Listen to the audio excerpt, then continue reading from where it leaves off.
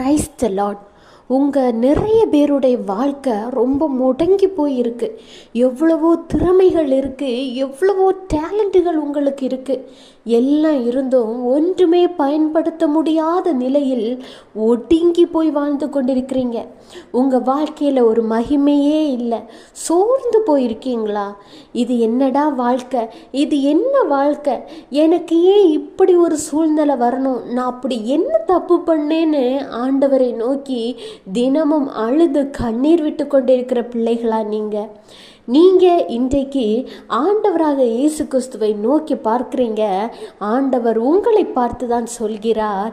ஏசாயா 60:1, எழும்பி பிரகாசி, உன் ஒளி வந்தது, கர்த்தருடைய மகிமை உன் மேல் உதித்தது. விசுவாசிங்க. ஃபஸ்ட்டு வசனத்தை வெறும் வசனமாக பார்க்காம உங்களுக்கு